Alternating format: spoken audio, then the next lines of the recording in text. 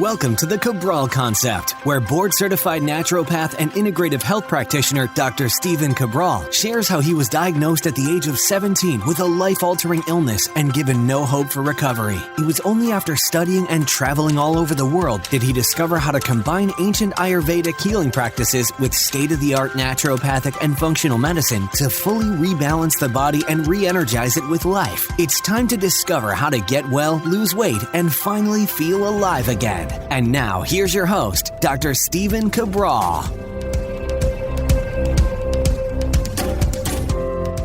Hi, everyone, and welcome back to the Cabral Concept. Glad to have you here with me today. Really looking forward to getting into today's topic. It seems to be getting quite a bit of attention, especially with many of us being stuck at home right now. But what I wanted to share with you is this.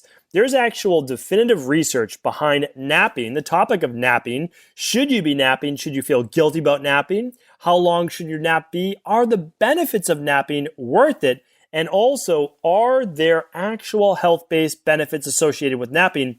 If so, what are they and what is the best amount of time to nap? So the reason why I wanted to bring this to you on a Training Thursday edition of the show is that one of the best ways to actually rejuvenate the body and to balance the fight or flight that many of us are in, that sympathetic nervous system, is through active recovery and turning on the parasympathetic nervous system, which is that rest, relax, digest, and rejuvenate.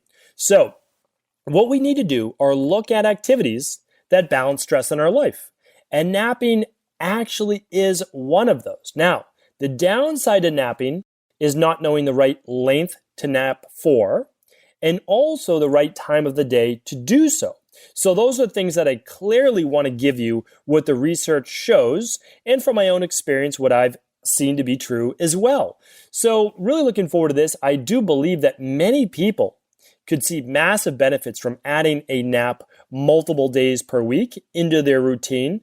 And I want to share with you today why I don't think that you should feel too guilty about doing that. So let's go over this first. Should you be napping? Now, the truth is this, because napping isn't right for everyone. So should you be napping? That's the question. And not everyone in my practice do I recommend it for. I do not recommend it for those people that have issues with keeping a sleep schedule. So for example, all through my teens and all through my 20s, I had massive insomnia. Even as a small child, I can remember not being able to fall asleep very well. So, and again, back then, nobody knew all the different things that could be done to help me just relax my mind, relax my body, and get into a nice deep sleep. So I would spend 2 hours, 3 hours trying to fall asleep at night. Sometimes I would just never go to bed. My body would never fall asleep, right? More like my mind would never fall asleep in my nervous system, but regardless, I would never fall asleep, and certainly I don't think I would feel all that well rested the next day. So if someone's struggling with insomnia, if someone's struggling to create a sleep schedule, I don't recommend napping. And that is because I want to work that perfect circadian rhythm. I want that body producing cortisol between 6 and 8 in the morning to wake the body up. And I want that to gradually decline all the way until about 9:30 p.m. at night, where cortisol should be at its very lowest. And I want that person to create a nighttime routine. So I don't want to do anything that may throw that off during the day. So I want them actually exercising before probably 2 o'clock, 4 o'clock at the latest, in order to allow the body to then wind down. But I also want to expend some energy during the day so that I make sure that the body knows that it should be up during the day and then down at night. So there's many things that we do, of course. We have deep sleep protocols, all sorts of things. Stop eating a couple hours before bed. And I've chatted about those before. Now, for some people though, and we've discussed this before, there's no doubt, the research proves it out, and I'm going to share that with you towards the end of the show as well, that getting approximately 7 to 9 hours of sleep per night is the absolute best and needed amount by the human body. Now, some people may only need 7 hours, and some people absolutely may need 9 hours. The kapha body type, endomorph body type, typically needs more like 7 hours of sleep, and the vata or ectomorph needs more like 9 hours, simply because the nervous system of the ectomorph is far more active during the day than the central nervous system of the endomorph. Now, this, of course, does not mean 100 out of 100 people, but it's a generalization that typically holds true for the majority. So that's why I say most people need between 7 to 9 hours of sleep per night. I did a whole podcast on how much sleep you need. We will try to link that up for you today. Today is episode 1532. So if you head over to stephencabral.com/1532, we will try to link up the previous podcast on how much sleep you need. And I will go through all of that research, which shows you essentially who needs 7, who needs 8, who needs 9, what happens when you get less than 7, what happens when you get more than 9. Okay, so again, one night doesn't matter. Like on the weekends, I try to catch up. I mean, the word catch up is actually not true. I'll talk about that today, but I do get more sleep. So typically the weekdays, I would love to get 8.5 hours. I think that's what my body needs. Like, I think that's what it really would love. But I run a busy practice. I have 2 kids. There's a lot going on in my life. So we all make compromises, right? So I try to do everything else as I can as best of my ability. The eating, the nutrition, my supplements, my sleep, my going for a walk. Like, I try to keep that all on point so that I can get away with 7.5 hours on Monday through Friday. And then on Saturday and Sunday, I can try to get 8 to 8.5 hours. So that's how I live my life. It doesn't mean that's how you should live yours. What I'm doing is the best to my ability, right? I could do better, meaning like I could do better, but something would have to give. So I'd have to go to bed earlier, and then my wife and I wouldn't get as much quality time because we would say, okay, kids are in bed, house is cleaned up, now it's just time to go to bed. Like, so we need a little downtime ourselves. And then I can't really wake up later because then I wouldn't get in all of the work that I want to get in, right? Not that I need to, but I choose to, that I want to get in. And I also want my morning routine. So again, I could cut out my morning routine a little bit, but then I wouldn't have my own quiet time in the morning. So it's always a trade-off, right? Sometimes, let's say I'm not feeling as well. I'm a little bit more run down. Well, then I actually will move a little bit of my morning routine, and I'll actually get then an extra 30 minutes of sleep. So again, life is not static. You don't need to be static, but you do need routines. So who is napping best for? Napping is best for people that are still getting their 7 to 9 hours at night. They're okay with falling asleep at night, but they need a little extra time to rejuvenate that body and have a little time to quiet the mind and body. I think most of us need that, to be honest. And so I'm recommending napping when possible for the majority of people. So before this whole pandemic literally hit us, I was planning on being back in Boston by, I have the specific date, but anyway, it was the very end of March. It was March 27th to be specific. And at that time, that next week in April, I was going to begin my video podcast. Okay, that was my next quarter. If you've tuned into my Mindset and Motivation Mondays, I tell you, like, listen, this is my next 90 days. I'm not trying to plan my entire life. I'm trying to plan my next year, my next 90 days. Well, I was going to be doing my video podcast. I wasn't going to be using this Apple microphone that I'm using right now. And I was also going to be doing a 30 minutes. People love to use the word power nap, but I don't like to use the word power nap. It's more like a powering down.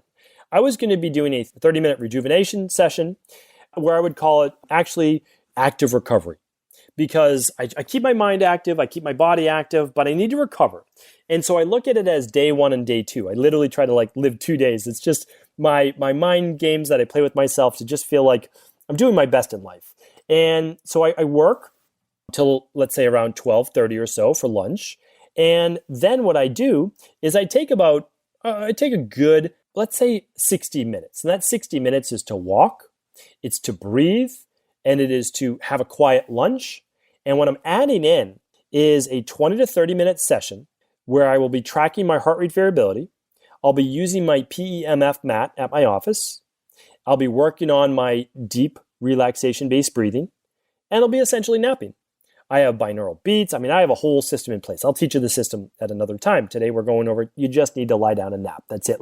You don't need to do more than that. You just have to close your eyes, focus on your breath, quiet your mind. It's basically like meditation, and relax. That's it.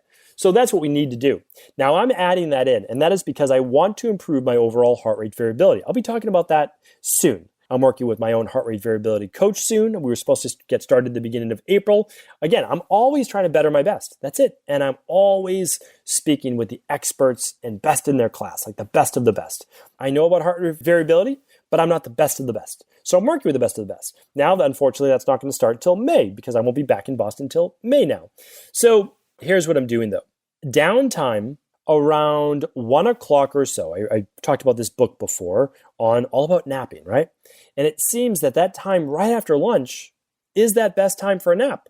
Now, in Europe, they've known about this for thousands of years. They call it a siesta.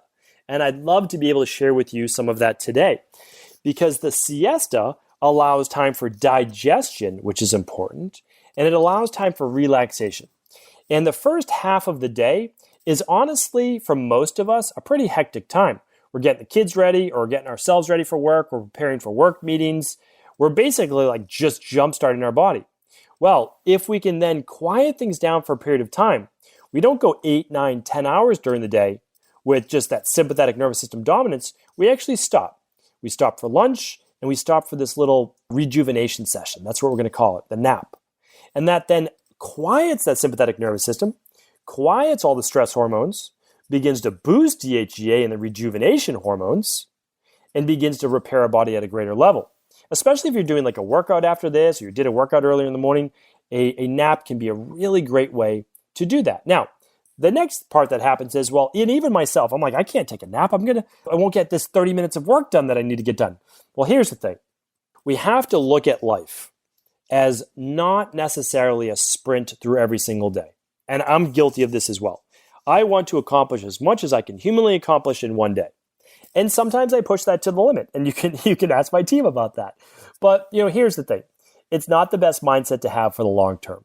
We have to look at life as a very long journey, and I hope that is the case for many of us, that we get to live 80 plus years, and we get to really be productive for many of those years, hopefully to the day that we decide to pass on, right? That's it.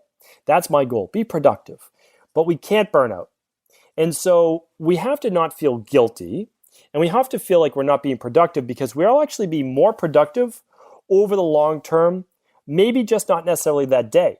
But there are many studies that will show you that athletes and business people alike, and that includes anybody, any of us with any job, that enable us to boost our productivity through quieting the mind and settling ourselves. So we're trying to essentially work with our nervous system to best improve our psychology and our physiology. So that is why I believe that if you make this a part of your ordinary routine, that you'll actually be more productive over a greater amount of time because you'll be more rejuvenated. And a rejuvenated body has naturally more energy and it wants to do more. Okay, so now let's get into this. Now again, it's everybody's choice of whether they feel guilty or not guilty.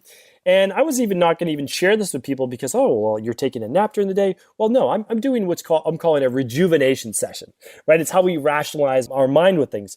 But I truly believe that this will make me better in all areas of my life. So now we need to look at, essentially, nobody has the time to nap. That's the other big thing, right? Like, oh, how do you find the time? Well, the thing is that we typically find the time for things that we create as a priority in our life. So if we want to make our health and our energy and our mind and anti-aging a priority in our life, we just need to carve out, which I'm going to share with you, is somewhere between 10 and 30 minutes. Okay, so I'm going to share with you why those numbers in a minute, because some people will tell you 40 and some people will tell you 60 or even 90 minutes for a full sleep cycle. So we'll talk about that in just a moment as to why. But what I want to do is share with you, hopefully something that may get you a little bit more excited. And that is because when we look at napping from actual clinical research in a research-based setting, we see people improve their mood, they're more relaxed, they reduce levels of fatigue or tiredness, they can even lower the amount of sleep that they feel like they need at night. So maybe they needed 8.5 hours before. Now they may only need 8 or 7 hours and 45 minutes, right? It tends to help with blood pressure, cardiovascular issues. It improves their cognitive function, their alertness, their ability to think clearly. And again, a lot of us lose this mid-afternoon, after lunch. So that little nap may just help. And what I'd like to do now is also back up how much sleep that nap should actually consist of. Because there's been many studies published. I looked at a 2006 study, and it found that 10-minute naps improved overall cognitive function, and it was very effective at actually boosting the body's alertness. Really, really impressive. Then there was another study I looked at that said, 20-minute naps left people feeling the most refreshed. And so after that 20-minute nap, they didn't wake up feeling groggy, and they actually woke up feeling quite refreshed. And part of the reason is the body still stayed in what's called the light sleep zone. it did not drop into a stage of deeper sleep or REM sleep. And that's important because as you start to fall into a deeper sleep, more of a REM sleep, it actually does create the most rejuvenation in the body. However, if you wake during a state of REM or deeper sleep, you may actually feel more groggy when coming out of that nap, especially obviously if you're setting an alarm.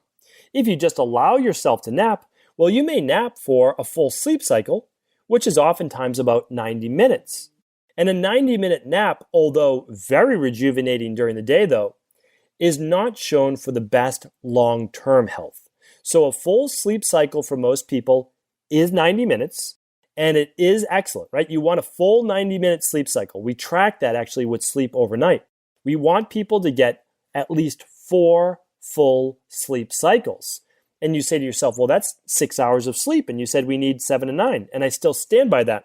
And that is because people do not get 4 perfect 90-minute sleep cycles a night, which means they don't go from light to basically the 4 levels of sleep. That's not working perfectly. Sometimes they jump out of it. Sometimes they go back in. And you can track this with certain devices. Again, there's many sleep devices out there that will actually show you your resting heart rate overnight. It will show you your HRV. It will show you your REM sleep. All of those things are very, very great to be using. I've talked about this before, but the one that I use is the Oura Ring. Oura Ring does not pay me to say that. I'm not a sponsor with them or anything like that, but it's one data metric. I don't find their heart rate variability to be the very best, but it's consistent, and that matters as well. So if you see consistently elevated HRV within a proper zone, well, okay, you're getting rejuvenation overnight, and you start to see that drop. Well, that's a potential sign that you're getting run down, and you may get sick. So really, really great data. I mean, I'm telling you, I love the field of biometrics. I truly believe in about 10 years from now, it will just be an enormous part of what I do. And I will, without a doubt, either partner with a company, come up with a company, something, not because I never do things. People ask me all the time, like, hey, how do you do this? How do you do that? I never do anything based on business metrics. I never do that. I always do things based on what I love, what I'm passionate about, and what I believe will serve the greatest amount of people. It's why I do what I do, and I love it. And it's also part of what gives me energy. I do and I practice and I live what I love, right? I get to do what I love, and that's such a big thing for people in this life.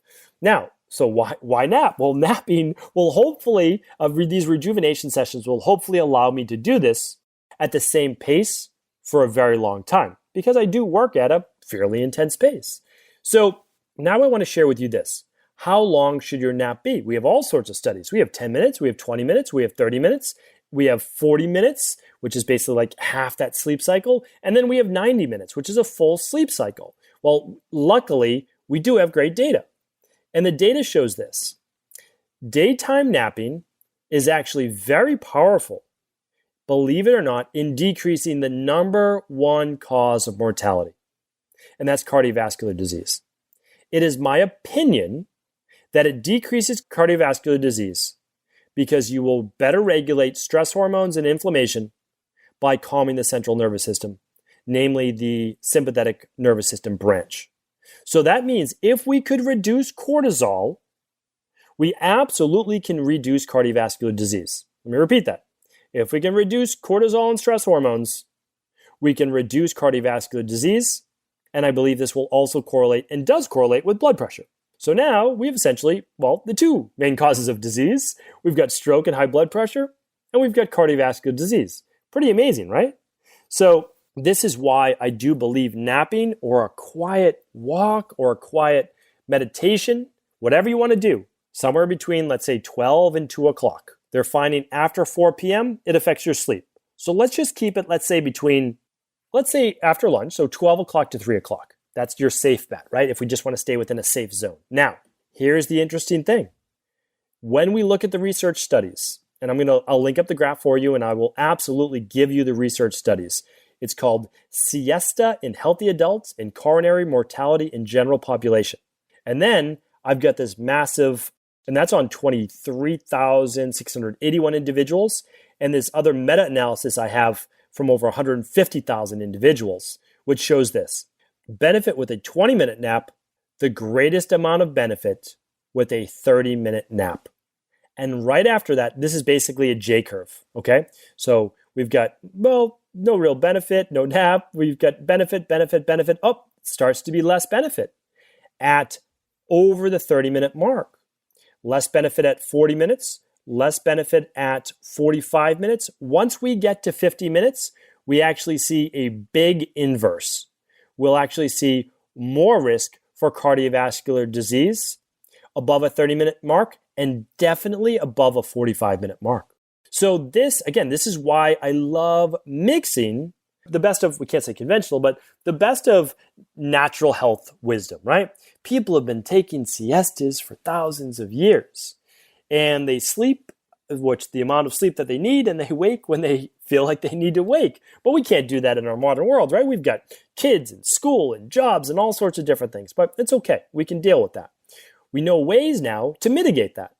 And again, it's decreasing these stress hormones. So I'm going to link up the chart. We get tremendous benefit at 10 minutes. We get a lot of benefit between 20 and 30 minutes. After 30 minutes, we actually see a reverse. Now, here's the thing. I actually believe the studies showing the 20 minutes is probably best. But here's what we want to know, and why I set it myself for between 26 and 30 minutes. I did this back in the day when I was recovering from Addison's disease and all sorts of issues.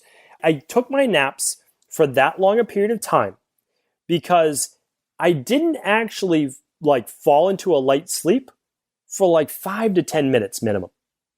So that's the interesting thing about so many people with adrenal-based issues like myself previously, is that you can sleep anytime during the day, but you can't sleep at night, right? It's that tired and wired. Well, what this allows you to do is just take advantage of being tired during the day. Take that little nap and then try to get into that sleep schedule in the evening and use whatever the best of natural-based protocols that you need for that deep sleep. So why I believe that 30 minutes is showing its best is that you're probably only getting about 20 minutes to maybe 22 minutes or so of that actual sleep time, and the rest is just kind of falling into that. So 30-minute mark, that's what I'm going to be using. It's what I wanted to pass on to you, and it is absolutely what the research backs up. So you will get tremendous health and anti-aging benefits from a 30-minute, anywhere from a 10 to 30-minute nap. So even if you don't have 30 minutes, that's okay. 10 minutes works, 20 minutes works, up to 30 minutes. And you'll actually get the decrease after 30 minutes, just like as if you slept more than 9 hours most nights of the week. So I love being able to pass this on to you. I really do hope that it's helpful. Of course, I'll chat more about it in the future, especially when I am able to get into my sessions come mid-May or so. And again, if this was helpful, please do feel free to pass it along to anyone else you believe it could serve.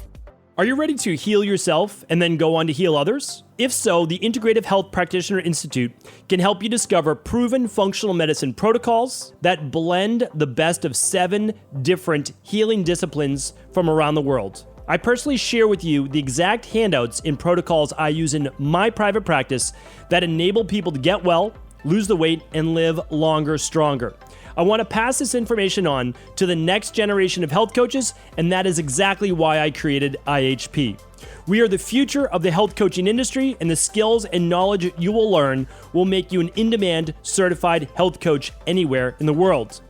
Although we have many medical professionals taking the IHP certifications, no experience is necessary, and half our members have no previous health certifications.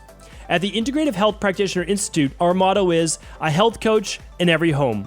Our goal is that you take this knowledge and then share it with family, friends, loved ones, your community, or in a practice where you create a career you love and can be proud of.